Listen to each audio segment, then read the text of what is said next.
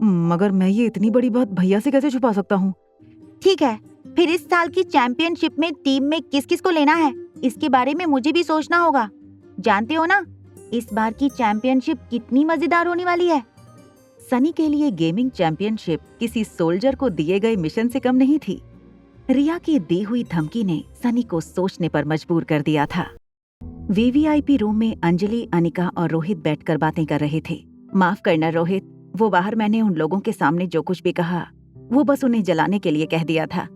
Please don't mind about it. Anjali aunty की ये बात सुनकर रोहित थोड़ा सा रिलैक्स फील करने लगा।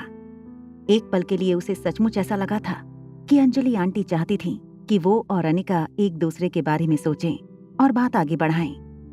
अभी तीनों बात कर ही रहे थे कि वेटर खाना लेकर आया। Shall I serve you sir? Ladies first. Waiter ने पहले अनिका को सर्व किया। रोहित और अंजलि आंटी खाना खाते खाते आपस में बातें करने लगे। उनकी बातों से अंजलि आंटी को पता चला कि 2 दिन बाद अनिका रोहित की दादी माँ का इलाज करने चंडीगढ़ जा रही थी। चंडीगढ़ में रोहित की दादी का इलाज करने के बाद तुम सीधा दिल्ली घर चले आना। इसी बहाने हमें भी तुम्हारे साथ वक्त गुजारने का मौका मिल जाएगा। जब से तुम्हारी माँ घर छोड़कर गई थी, तुम्हारी नानी का रो रो कर बहुत बुरा हाल हो गया था। आज भी उनकी आंखों में बस एक ही चीज का इंतजार रहता है, कब उनकी बेटी घर वापस लौट कर आएगी। मामी, I am very very sorry, मुझे अभी के अभी निकलना पड़ेगा। अनिका ने सोचा था कि रोहित की दादी का इलाज करने से पहले वो एक बार मनोज जी से मिल ले और उनसे ये जानने की कोशिश करे कि आखिर ऐसा क्या था उस पुरानी फार्मा कंपनी में जो डोगरा और गुलेरिया खानदान हाथ धोकर उस कंपनी के पीछे पड़ गए थे। स्वाति मैडम, बिल्कुल अपनी माँ पर गई हो। वही रूप, वही रंग, वही चेहरा। जानती हो बेटा, मैंने तुम्हें यहाँ क्यों बुलाया है? तुम्हारी माँ को यहाँ की कॉफी बहुत पसंद थी। उस जगह की कॉफी एक बार तुम पियो तो शायद तुम्हें अच्छा लगेगा। मनोज अंकल, दरअसल मुझे आपसे एक जरूरी काम था। बेटा, अगर कंपनी के अकाउंट को लेकर कोई बात है तो मैं तुमसे कहना चाहूंगा कि मैं पूरी कोशिश कर रहा हूँ कंपनी को नुकसान से बाहर लाने की। तुम कंपनी की मालकिन हो। अगर तुम चाहती हो कि कंपनी की बागडोर किसी ज्यादा क्वालिफाइड आदमी के हाथ में देनी चाहिए तो मैं उसके लिए भी तैयार हूँ। अंकल, ये कैसी बातें कर रहे हैं? आपने जो कहा वो तो मैं कभी सोच भी नहीं सकती। मैंने आपसे पहले भी कहा था और आज भी कह रही हूँ कि मैं इस कंपनी की सिर्फ कागजी मालकिन हूँ।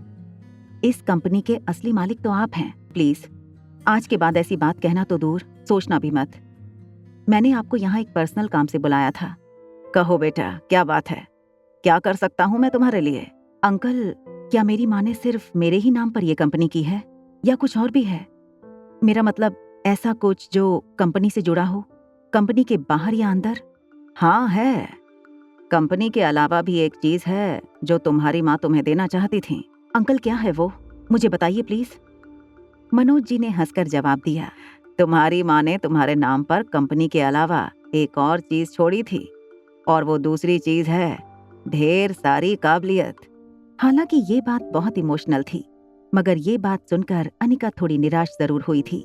थोड़ी देर बाद मनोज जी को खुद रियलाइज हुआ कि जब स्वाति मैडम की मौत हुई थी तब अनिका बहुत छोटी थी, मगर अब वो काफी बड़ी हो चुकी है और समझदार भी है।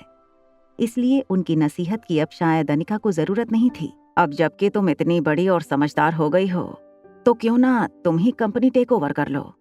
माँ ने आपको किसी वजह से ही चुना था इस फार्मा कंपनी की देखभाल करने के लिए।